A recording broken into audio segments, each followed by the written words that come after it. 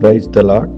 చాలా మందికి అర్థం కాని విషయం ఏంటంటే, దేవుడే ఉంటే నాకెందుకు ఈ సమస్యలు అంటారు. కానీ నీ దేవుడు నీకు అర్థమైతే ఆయన అంటున్న మాట ఏంటంటే, నా కాడి చాలా తేలికైనది, చాలా సులువైనది. కానీ లోకంలో ఉన్న కాడి చాలా బరువైనది.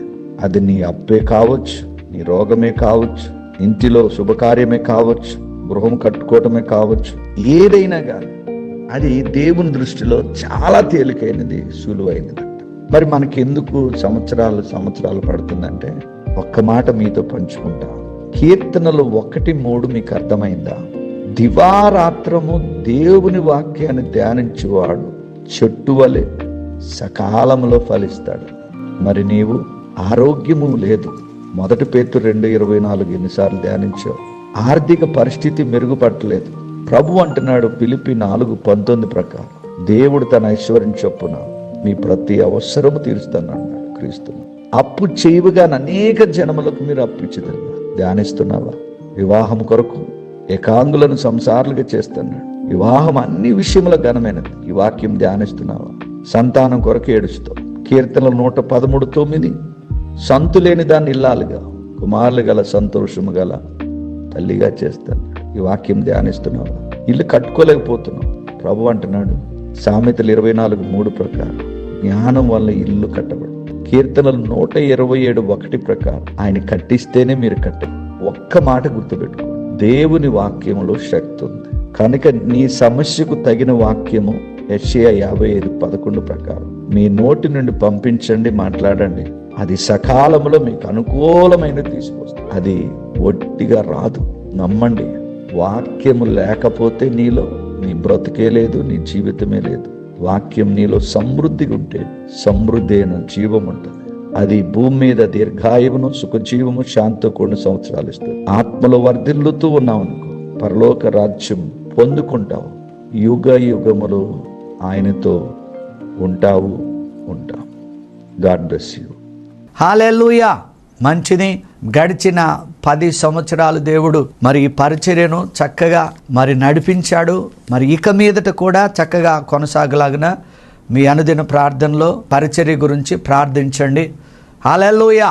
అయితే ఈరోజు ప్రభు మనకిచ్చిన వాక్యం ఏంటంటే, దయచేసి చక్కగా వినండి. ప్రతి ఒక్క మనిషి ఈ భూమి మీద అన్ని విషయాల్లో వాక్యం ఏం చెప్తుందంటే, 2 కొరింథీ 8:9 ప్రకారం, మీలో మీరు అన్నిటి యందు సర్వ సమృద్ధి కలవారై ఉత్తమమైన ప్రతి కార్యము చేయాలంటే సకల విధములైన మేలు చేసే కృప మీ ఎడల విస్తరించునుగాక. ఈరోజు ప్రభు మనతో మాట్లాడే మాట ఏంటంటే, నీకు దేవుని కటాక్షము ఉంటే మనుషుల యొక్క కటాక్షము కూడా నీ మీద ఉంటుంది. మరలా చెబుతున్నా, దేవుని కటాక్షము, మానవుని కటాక్షము నీ మీద తప్పక ఉండి తీరాలి. ఆమేన్. హల్లెలూయా. అప్పుడే నీవు అన్ని విషయాల్లో మనం వర్ధిల్లుతాము. నేను ఎందుకు ఈ మాటలు చెబుతున్నానంటే, చాలామంది ముఖ్యంగా దేవుని యొక్క కుటుంబము అనగా క్రైస్తవులు దేవుని దయను పొందుకోవటానికి ఇష్టపడుతున్నారు, కానీ మానవుని దయలో ఉండట్లా. అంటే ఆ కుటుంబాల్లో కానీ సంఘములో కానీ మనమందరం పలుకుతాం, అమ్మా ఆత్మ ఫలాలతో మనం దండిగా ఫలించాలని. ఏముండాలి కుటుంబాల్లో? ప్రేమ ఉందా? సంతోషం ఉందా? సమాధానం ఉందా? దీర్ఘశాంతం ఉందా? ఆశా నిగ్రహం ఉందా? విశ్వాసం ఉందా? సాత్వికం ఉందా? మంచితనం ఉందా? నేను చెప్తున్నాను, ప్రతి క్రైస్తవుడికి వరాలు లేకపోయినా పర్వాలేదు, కానీ ఫలాల్లో ఖచ్చితంగా ఉండాలి. ఈ 9 ఫలాల్లో మీ అందరూ బహుగా ఫలించాలి అంటే మీ మీద ఖచ్చితంగా దేవుని కటాక్షం ఉండాలి. మీ ఇంటిలో లేకపోతే సొసైటీలో మానవుని యొక్క కటాక్షము కూడా ఖచ్చితంగా ఉండి తీరాలి. ఈరోజు కొన్ని విషయాలు మనం మాట్లాడదాం. సామెతల గ్రంథం 8:35 ప్రకారం, ఇది నోట్ చేసుకోండి. సామెతల గ్రంథం 8:35 ప్రకారం, నన్ను కనుగొనువాడు జీవమును కనుగొన్నన్నాడు. ఈరోజు యేసు ప్రభుని రక్షకుడుగా, దేవుడుగా, ప్రభువుగా మీరు కనుగొన్నారా? అనగా నిజమైన రక్షణ మీరు పొందారా? ఆయన వారసులయ్యారా? నీతిమంతులుగా నడుస్తున్నారా, యథార్థవంతులుగా ఆయనతో నడిస్తే ఖచ్చితంగా నీ మీద దేవుని కటాక్షం ఉంటుంది. ఆ నెక్స్ట్ మాట ఏమంటాడంటే, అతడు యెహోవా వలన కటాక్షము పొందినవాడు.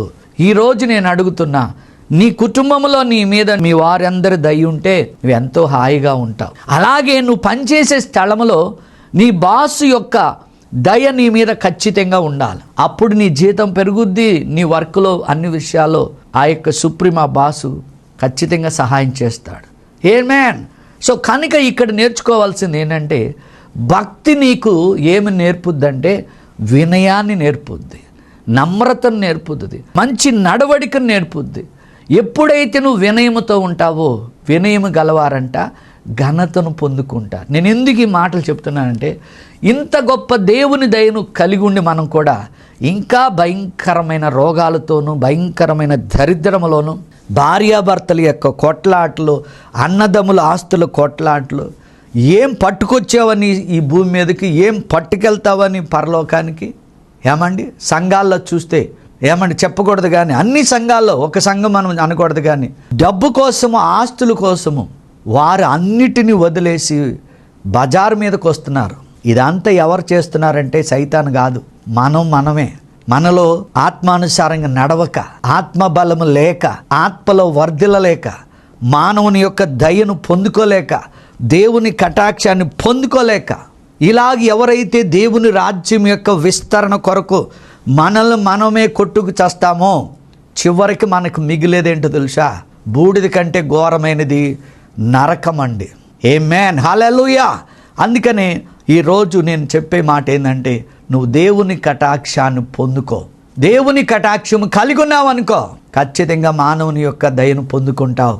నీ కుటుంబం బాగుంటుంది, నీవు బాగుంటావు, నీ సంఘం బాగుంటుంది, సొసైటీ బాగుంటుంది, మన దేశం అన్ని విషయాల్లో కూడా సుఖశాంతులతో వర్ధిల్లుతుంది.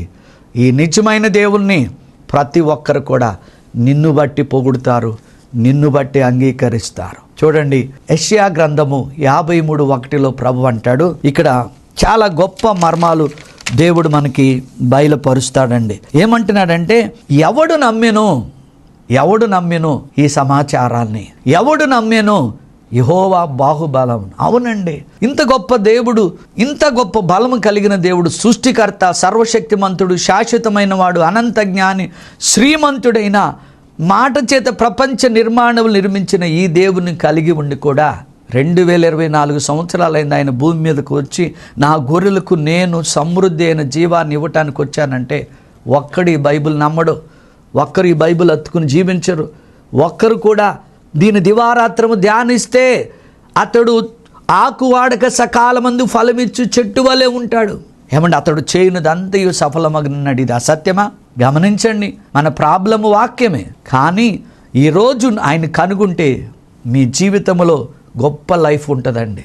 ఎందుకు చెప్తున్నానంటే, మా పెళ్ళి కావట్లేదని ఒకళ్ళు, మేము ఇల్లు కట్టుకోలేదని ఒకళ్ళు, మా అప్పులు తీరట్లేదని ఒకడు, మా కుమారుడు తాగుబోతు అయిపోయాడు అన్నాడు, మా కుమారుడు తిరిగిపోతే అన్నాడు, మాకు 3 బిడ్డలు అన్నారు, వాళ్ళని వదిలేసి వెళ్ళిపోతున్నాడంటే వాడు రక్షణ పొందాడు, వాడు బాప్తీసం తీసుకున్నాడు. ఈ సమాచారం నమ్మండి. ఆయన బాహుబలాన్ని మీరు ఖచ్చితంగా నమ్మి తీరాలండి. ఎందుకంటే ప్రభు వచ్చే సమయంలో క్రైస్తవ కుటుంబాల్లో ప్రేమలనేవి చల్లారిపోతున్నాయి. మనం పొందుకోవాల్సింది ఆస్తులు అంతస్తులు కాదు, ఆయన నీతిని, ఆయన రాజ్యాన్ని ఎతికితే ఖచ్చితంగా అవన్నీ మీకు వస్తాయి. కానీ దేవుని కటాక్షము నీ మీద ఉందా? నేను 4 వ్యక్తుల గురించి నేను త్వరగా చెబుతా. ఎందుకంటే ప్రభు ఈరోజు రాబోతున్న సమయంలో మనందరము దేవుని కటాక్షం పొందుకుని పరలోక రాజ్యాన్ని మనం పొందుకోవాలి. దేవునికి మహిమ కలుగును గాక. అందుకని ఈరోజు ప్రభు అంటున్నాడు, 2 తెస్సలోనిక రాసిన పత్రికలో 4:18 అంటాడు, మనల్ని అంట ప్రతి దుష్కార్యము నుంచి విడిపించి సంపూర్ణముగా రక్షించి పరలోక రాజ్యము చేరు వరకు మన దేవుడు కాపాడుతుంటాడంట. యుగ యుగములు ఆయనకే మహిమ కలుగునుగాక. ఒకటి ఏమండి, యేసేబు గురించి ఒక మాట చెప్తా. యేసేబు మీరు తర్వాత చదువుకోండి. యేసేబు తన మీదకి కటాక్షము ఉన్నదా లేదా? ఖచ్చితంగా ఉంది. ఆదికాండం 39:2-5 వరకు చదివితే, the lord was with the Joseph, he became a successful man and prosper. దేవుడు యేసేపుకు తోడై ఉండెను. ఏమండి, ఈరోజు దేవుడు నీకు తోడేయలేడా? నీకెన్ని మేలు చేశాడో ఒక్కసారి జ్ఞాపకం చేసుకో. యోసేపుకి 2 కటాక్షాలు తోడై ఉండే, దేవుని కటాక్షము తోడై ఉంది. అన్నదమ్ములు విడిచిపెట్టిన అసూయతో తన గుంటలో మన తోసివేసిన, బానిసగా అమ్ముడుపోయిన, అక్కడ దేవుని కటాక్షం ఉంది. బానిసగా అమ్ముడిపోయి పనివాడిగా ఉన్న పొతిఫర్ యొక్క రాజ్యములో అతని మీద కటాక్షం ఉంది. జైల్లో ఉన్నప్పుడు జైలు అధికారి యొక్క కటాక్షము ఆ యోసేపు మీద ఉంది. నేను చెప్తున్నాను కదా, మనం దీవించబడాలి అంటే మనుషుల ద్వారానే దేవుడు మనకి దీవిస్తాడు. మన అవసరాలు మనుషుల ద్వారానే, డైరెక్ట్గా పరలోకం నుంచి మీకు నాకు మూట పడేయడండి. అందుకని ఏమనాలి, మన ప్రవర్తన అంతటి కూడా ఆయన అధికారాన్ని మనం ఒప్పుకోవాలి. పూర్ణ హృదయంతో మనం ఆయన యందు నమ్మిక ఉంచాలి. 17 సంవత్సరాలు టీనేజ్లో ఎన్నో తప్పులు చేసే టైంలో కానీ ఆయన ప్రార్థిస్తూ, స్తుతిస్తూ, ఆరాధిస్తూ దేవునితో నడిచాడు యోసేపు. ఎంత గొప్ప దీవెనండి. నేను ఒక్కటి చెప్తున్నా, దేవుని కటాక్షము, దేవుని దయ, దేవుని ప్రేమ మీ మీద ఉండాలంటే నేను చేయాల్సింది ఏంటంటే, నీ తల్లిని క్షమిస్తున్నావా, నీ తండ్రిని క్షమిస్తున్నావా, నీకు గిట్టని వారిని, నీకు పడిన వారిని క్షమిస్తున్నావా? అప్పుడే వాళ్ళు ఎన్ని తప్పులు చేసినా ప్రభు అంటాడు తెలుసా, పగ తీర్చుకుంటే నా పని, వారిని మాత్రం క్షమించమంటున్నాడు. ఆమేన్. మీరు ఎప్పుడైతే యోసేపు ఒకటే మాట అంటాడు, అన్నలారా మీరు నాకు భయంకరమైన కీడు తలపెట్టారు, మీరు ఆ కీడు తలపెట్టకపోతే నేను ఈరోజు ఈ ఐగుప్తులు ఈ ప్లేస్లో ఉండేవాడిని కాదు. నేను మిమ్మల్ని బహుగా క్షమిస్తున్నా. ఇదిగో మిమ్మల్ని కాదు, నేను చెప్తున్నాను కదా, మనం ఎంత గుంటలో పడితే అంతమందికి మనం ఆశీర్వాదంగా ఉంటాం. ఇంతమందిని పోషించేవాడిగా I am saving so many people అని ఉంటుంది ఇంగ్లీష్లో. నువ్వు ఒక్కసారి దేవుని కటాక్షం పొందుకుంటే యోసేపు వలె మనుషుల దయ పొందుకుంటావు. అందుకే యేసు ప్రభు కూడా బుద్ధి యందు, వయసు యందు, జ్ఞానమందు, మనుషుల దయందు, దేవుని దయందు ఎదిగాడు. మొట్టమొదటిది ఇది. రెండోది చూస్తే మనందరికీ తెలుసు, దానియేలు కూడా అండి ఎక్కడికో కిడ్నాప్ చేసి తీసుకెళ్ళిపోయారు. కానీ తను చేసుకున్న భక్తి ఏంటి తెలుసా, ఎన్ని సమస్యలున్నా, చుట్టూ ఒంటి నిండా రోగాలున్నా, ఇంటి చుట్టూ అప్పులున్నా, నేను ఎవరు లేకపోయినా చాలామంది తల్లి అంటారు, అయ్యా నా కొడుకు లేడయ్యా, నా కూతురు లేదయ్యా, ఎందుకు నీ కాళ్ళతో పని? నా ప్రభు సన్నిధిలో సంపూర్ణమైన సంతోషం కలదు కదా, ఆయన యందు ఆనందించు. ఆమేన్. సో రెండోది, దానియేలు 3 పూట్ల చక్కగా ప్రార్థన చేస్తున్నాడు. ఏమండి, ఈసిరేశారు ఎక్కడా? సింహబోన్లోకి. ఆయన ఎవరు కటాక్షం పొందుకున్నాడు తెలుసా?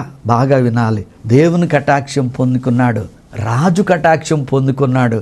ఉదయం కలా దానియేలు నువ్వు సేవించున్న దేవుడు నిన్ను రక్షించునుగాక అన్నాడు. పలకండి మీ పిల్లల మీద ఆశీర్వాదాలు, పలకండి మీ సంఘం మీద ఆశీర్వాదాలు. అందుకే కానీ ఆ సంఘాన్ని నాశనం చేయడానికి కుట్రలు పన్నకండి. సంఘం ఎవరిదో తెలుసా? సృష్టికర్త అయిన జీవాధిపతిది. నీకు ఆ సంఘం ఇష్టం లేకపోతే అక్కడి నుంచి వెళ్ళిపోండి. రెండవది, దానియేలు దేవుని కటాక్షము, రాజు కటాక్షం పొందుకున్నాడు గనుక నన్ను హెచ్చించారు, బాగానుంది. మరి మాకు 3 ఉన్నారండి, షడ్రకు, మెషక్, అబేద్నెగోలు ఉన్నారు కదా, వాళ్ళ సంగతి ఏంటంటే వాళ్ళను కూడా మంచి ప్లేస్లో పెట్టాడు. ఈనాడు క్రైస్తవులు ఒక టాప్ పొజిషన్కి వెళ్ళాడంటే, ఒక IAS IPSకి అయ్యాడంటే, అతను రిటైర్డ్ అంత వరకు కూడా వాళ్ళ బంధువులకు కానీ వాళ్ళ స్నేహితులకు కానీ ఎవరికి అతను ఉపయోగపడు. ఎప్పుడు వస్తాడు తెలుసా? అంతా సంపాదించుకుని రిటైర్డ్ అయ్యే టైంలో పని పాట లేనప్పుడు టైం పాస్కి వచ్చేసి వీళ్ళు మా వాళ్ళు అంటే, దానియేలు అధికారంలో ఉన్నప్పుడు వాళ్ళ 3కి పోషణ ఇచ్చాడు. ఈ రోజు నేను నిన్ను సూటిగా అడుగుతున్నా, ఒకప్పుడు తిండి లేని వాడు నిన్ను ఇంతగా హెచ్చిస్తే నీ సమాజానికి నువ్వేం సేవ చేశావు? కనీసం నీ రక్త సంబంధులకి ఒక్కడికైనా చిన్న కానిస్టేబుల్ పోస్ట్ అయినా ఇప్పించావా? లేదు. మాకు తెలిసిన ఒక ఆయన ఉన్నాడండి, ఆయన డిప్యూటీ సీఎం కూడా చేశాడు. ఒక్కళ్ళకు ఉపయోగపడలా ఆ క్రైస్తవ సమాజంలో, అన్యులకు తప్ప. జాగ్రత్త, నువ్వు గనక సత్క్రియ చెయ్యకపోతే నీ ఇంటి ముందు ఏముంటో తెలుసా? నిత్యము మరణమే పొంచి ఉంటది, కయ్యూను వలే. మీరు దైవములనియు, మీరు సర్వోన్నతమైన కుమారులు. దేవుడు నీకు ఉన్నతమైన పొజిషన్ ఇస్తే నువ్వు ఎంతమందికి ఉపయోగపడుతున్నావు ఒకసారి ఆలోచించు. అదే భక్తి అంటే. స్వనీతి మురికి గుడ్డలతో సమానం. దానియేలు దీవించిన దేవుడు 3 కాలాల పాటు 3 రాజుల దగ్గర భక్తిపరుడుగా ఉన్నతమైన స్థితిని అధిరోహించాడు. అది దేవుని కటాక్షములను గొప్పతనం. 3వ వ్యక్తిని చెప్తున్నాను, ఎస్తేరు. ఎస్తేరు ఎవరండి? ఎవరు లేరు. పినతండ్రి అంకుల్ దగ్గర భక్తిలో పెరిగింది. ఇశ్రాయేల్ ప్రజలందరికీ, క్రైస్తవులందరికీ కూడా ఎంతో కష్టం వచ్చింది. కానీ ఎస్తేరంట చాలా అందగత్తి అంట. కానీ ఈనాడు మన క్రైస్తవులు కొంచెం అందంగా ఉంటే తల్లులు, వారు వేసుకునే డ్రెస్సులు కానీ, వారు నడిచే నడక కానీ అందరు నేను అంటలేదు, కొందరు మాత్రం సంఘాలకు వచ్చి కూడా సంఘాన్ని భ్రష్టత్వంలోకి నడిపిస్తున్నారు. ఏమండి, దేవదూతలే ఆరేసి రెక్కలతో తల నుండి అరికాలు వరకు కప్పుకుంటే ఈనాడు క్రైస్తవుల్లో కొందరు మాత్రం విప్పుకుని తిరుగుతున్నారు. జాగ్రత్త, నీ ముఖం మీద దేవుడు ఉమ్మేస్తాడు. ఒక తండ్రిగా హెచ్చరిస్తున్నా, దేవునికి మహిమ కలుగును గాక. నువ్వు పొందుకోవాల్సింది ఏంటంటే, ఎస్తేరు ఉపవాసం ఉన్నది. ఎస్తేరు తన బాబాయ్ చెప్పినట్లు తను చేసినది. ఏమంటే, రాజుకి అంటే 1,000,000 మంది స్త్రీలు దొరుకుతారు, కానీ కింద ఉన్న ఎస్తేరు పైనున్న రాజు చూశాడు. చూడండి, మీకు ఒక మర్మం చెబుతా. నువ్వు దేవుని కటాక్షం పొందుకుంటే ప్రపంచమంతా నీ పాదాల దగ్గరికి దేవుడు ప్రపంచాన్ని వంచి మీ పాదాల దగ్గర పెడతాడు. అతను పైనుండి చూశాడు. ఏమండి, తన స్టేటస్ మారిపోయింది, మహారాణి అయింది. అదొక్కటే కాదండి, ఇశ్రాయేల్ అందరినీ ప్రాణాపాయ నుంచి తప్పించింది. నేను చెప్తున్నాను కదా, దేవుని కటాక్షము, దేవుని దయ పొందుకోండి. ఎందుకంటే దేవుడిని చెబుతున్న మాట, ఎస్తేరుని దీవించినోడు ఈ తల్లులందరికీ చెబుతున్నా, ఎవరైతే వివాహం జరగట్లేదని మీరు కుమిలిపోతున్నారో, బిడ్డలు కలగటలేదని మీరు రోధిస్తున్నారో, దీన్ని ధ్యానించండి. వివాహం అన్ని విషయంలో ఘనమైనది, సంతు లేని దాన్ని ఇలాలుగా చేస్తాడు. ఈ మాటలు ఎక్కడున్నాయో బైబిల్లో ఎత్తుకుని ధ్యానించండి. ఆమేన్. ఆ సంఘములో ఒక బిడ్డ ఉందండి, కనీసం వారు ఎక్కడో చాలా పేద స్థితిలో ఉన్నారు. జాలి కలిగి ఎవరో ఒకళ్ళని, అంటే ముదిరిపోయిన ఎందుకు పనికిరాని వాళ్ళ డబ్బులుంటే చాలా క్యారెక్టర్ ఉండదు, వాళ్ళని తీసుకొచ్చినప్పుడు వాళ్ళ అమ్మందంట, నా దేవుడు నా బిడ్డలకు మంచి సంబంధాలు తీసుకొస్తాడని. అలాగే ఆ బిడ్డకు మంచి భర్త దొరికాడు, మంచి కుటుంబం. దేవుడు అన్యాయస్తుడు కాదండి, నమ్మండి. మీ బిడ్డల యొక్క వివాహాలు దేవుడు చేసి తీరుతాడు.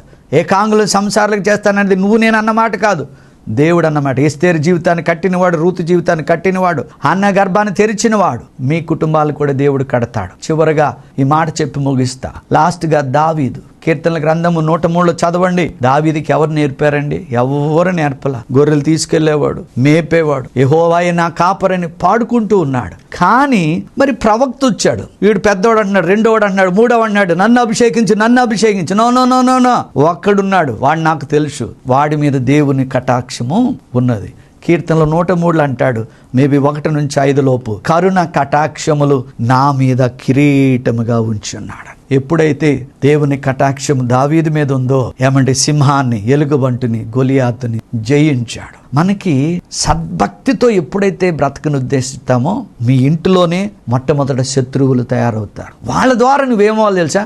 ఇంకా బలంగా తయారవ్వాలి. గొలియాతుని గెలిచాడు, సౌలును కూడా గెలిచాడు, కానీ అపాయము కలిగించలేదు. చూడండి, దావీదు ఎక్కడున్నా దేవుని కటాక్షం వల్ల టాప్ పొజిషన్లో ఉండేవాడంట. అలాగే యేసేపు జైల్లో ఉన్నా జైలు అధికారి కూడా అంట, ఈ జైలు అంతా నువ్వు చూసుకొని ఆయన నీకే ఆలోచన కలుగుతాను. ఇంతకీ దేవుని కటాక్షం అంటున్నా ఏంటంటే, దేవుని కటాక్షం అంటే ఆయన సన్నిధి, దేవుని కటాక్షం అంటే ఆయన గైడెన్స్, దేవుని కటాక్షం అంటే ఆయన నీ ద్వారా గొప్ప పనులు తప్పకుండా చేస్తాడు. ఎక్కడ అడుగు పెట్టినా అక్కడ స్వస్థతలు జరుగుతాయి, సమాధానం జరుగుద్ది, కుటుంబాలు కట్టబడతాయి, సంఘము కూడా అభివృద్ధి పొందుతుంది. ఈరోజు ప్రభు నీతో నాతో మాట్లాడేది ఏంటంటే, దేవుని కటాక్షం తెలుసుకుని మానవుల మీద దయ చూపకుండా కఠినముగుండి ఇళ్లలో రాజకీయాలు, కొంపలు కూల్చే కార్యాలు చేశారనుకో, వాళ్ళు దిమనుష్కులు అవుతారు.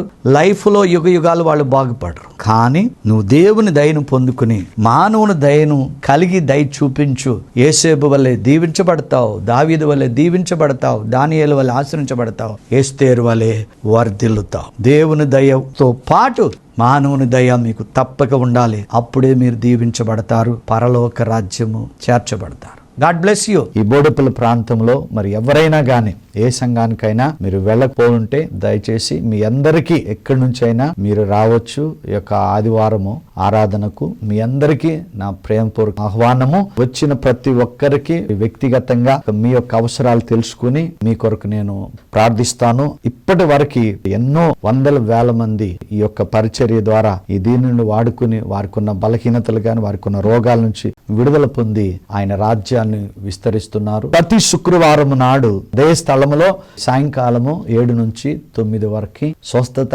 సమృద్ధి, విడుదల అనగా PHD సర్వీస్ ఉంటుంది. ఎవరైతే కష్టాలతో, బాధలతో ఉన్నారో, రోగాలతో ఉన్నారో, దురాత్మల చేత బాధపడుతున్నారో, దయచేసి మీరు ఈ సమయాన్ని సద్వినియోగం చేసుకోవచ్చు. మీ అందరి కొరకు ప్రార్థిస్తా.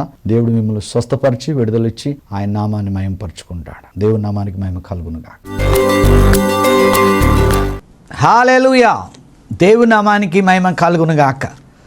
గడిచిన కాలములో గడిచిన వారములో ప్రభు చేసిన కొన్ని అద్భుతాలు తెలుసుకుని మన యేసయ్యను మహిమపరుద్దాం.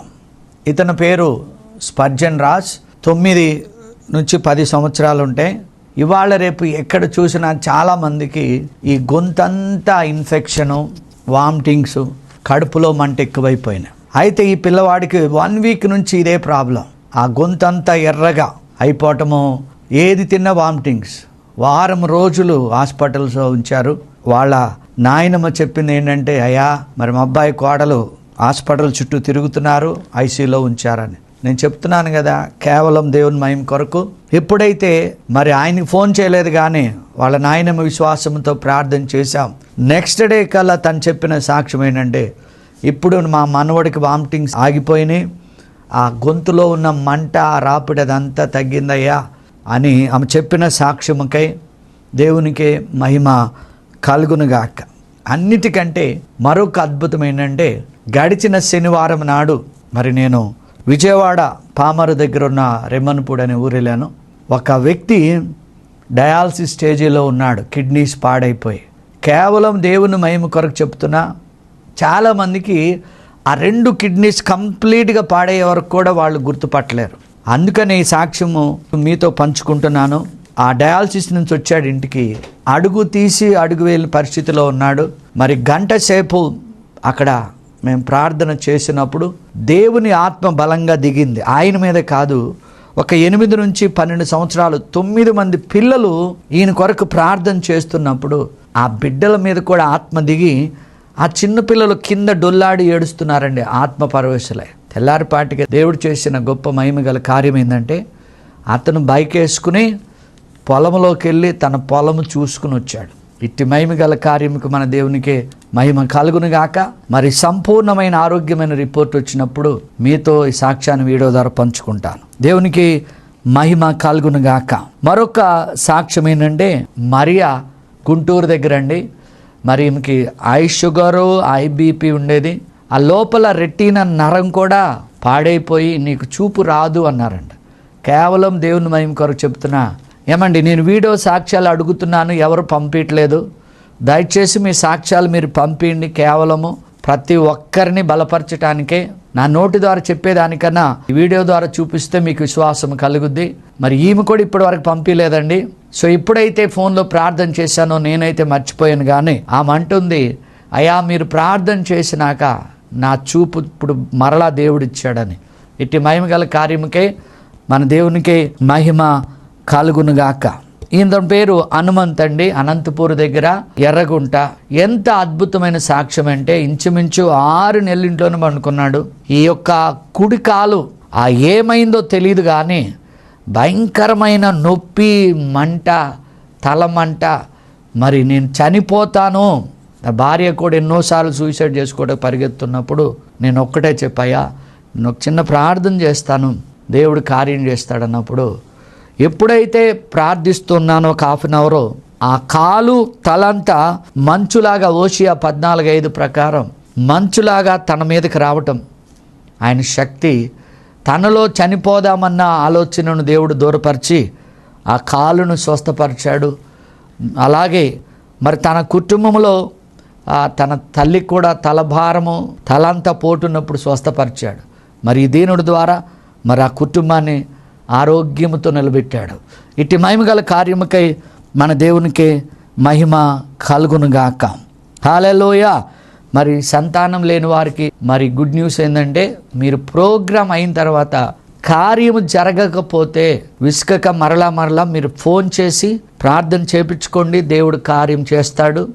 ఈమె పేరు పార్వతి అండి, బోడుపల్లి ప్రాంతంలోనే ఉంటుంది. మరి మేము ఎక్కడైతే ఏ స్కూల్లో అయితే మేము ప్రేయర్ పెట్టేవాళ్ళము, ఆ స్కూల్ ఓనర్ యొక్క కోడలు, అయ్యా మరి బిడ్డలు లేరని తన భర్త తాగుడని వ్యసనంలో ఉన్నాడంటే ఆయన ఇంటికి తీసుకెళ్ళి ప్రార్థన చేయించాడు. మరి అదే నెలలో మరి ఆమె తల్లిగా కన్సీవ్ అయింది. దేవునికి మహిమ కలుగునుగాక. 12 సంవత్సరాలు. ఆమేన్, హల్లెలూయా. ఇప్పుడు ఈమెకి 2 పిల్లలండి. నేను ఎందుకు చెప్తున్నానంటే, దేవుడు మనకి అన్ని విషయాల్లో సహాయం ఉంటాడు. ఇట్టి మహిమగల కార్యముకై మన దేవునికి మహిమ కలుగునుగాక. దయచేసి మన యూట్యూబ్ ఛానల్ యొక్క ఆ పేరు కింద వస్తుంది. మీరు ఫ్యూచర్లో మరి ఈ మీడియా ఉండొచ్చు, ఉండకపోవచ్చు, కానీ ప్రతి ఒక్కరి చేతిలో మీ ఫోన్ ఉన్నది కనుక మీకున్న ఆ సమయంలో మీరు ఒక ఎపిసోడ్ చూడండి. ఆ మెసేజ్ చూస్తున్నప్పుడు దేవుడు మీ కార్యాలు చేస్తాడు. సబ్స్క్రైబ్ చేయండి. మన సంపూర్ణ కుటుంబ సభ్యులందరూ ఇతరులు కూడా ఈ యొక్క పరిచర్యను పరిచయం చేయండి. దేవుడు మీ కుటుంబాలను దీవించునుగాక. ఆమేన్. Touch. You are the prophet. You are the prophet.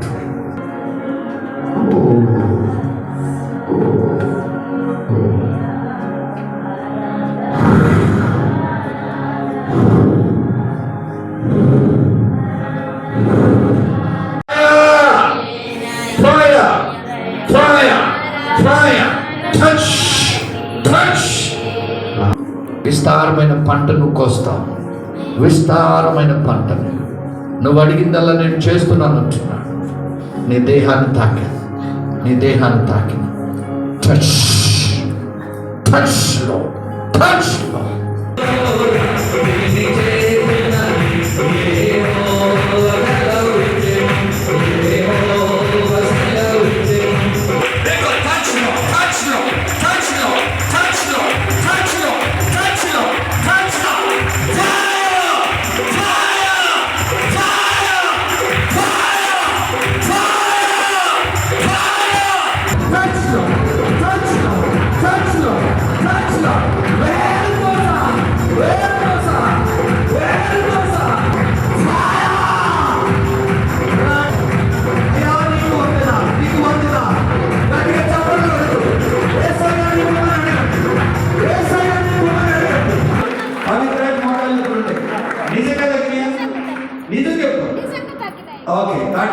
మహాపరిశుద్ధుడా, జీవము కలిగిన తండ్రి, నీకు వందనాలు. మానవుని దయ కంటే దేవుని దయ ఉండాలి. దేవుని కటాక్షము కలిగిన వాడు ఎలాగూ దీవించబడతారో మేము నేర్చుకున్నాం ప్రభువా. ఈ రోజు నాయన ప్రతి ఒక్క విశ్వాసిని మీ చేతులకు అప్పగిస్తున్నాం. ప్రతి కుటుంబాన్ని, ప్రతి గృహాన్ని మీ చేతులకు అప్పగిస్తున్నాం. ఆయా భక్తుల యొక్క జీవితాలను ఈ రోజు నుండి మేము నాయన ధ్యానించి మా నడకను, మా పడకను నాయన సరిదిద్దుకుని, మా విశ్వాసాన్ని బలపరుచుకుని, మొట్టమొదట నీ కటాక్షమును పొందుకుని, మానవుల యొక్క దయను కూడా పొందుకునే భాగ్యము ఈ మాటలు విన్న ప్రతి ఒక్కరి మీద నీ దయ సంపూర్ణముగా కుమ్మరించబడునుగాక తండ్రి. అయ్యా, అనారోగ్యముతో బాధపడుతున్నారయ్యా, ఇప్పుడే ఈ క్షణమే నీ కటాక్షము, నీ కనికరము, నీ మహిమ వారి మీద కుమ్మరించబడునుగాక తండ్రి. అయ్యా, కిడ్నీస్ ఫెయిల్ అవ్వచ్చు, గుండె, లంగ్స్ ఏ అవయవం అయితే పాడైపోయినదో ఆ అవయవాలన్నీ యాకోబు 1:17 ప్రకారం ఇప్పుడు అవి నూతన అవయవాలుగా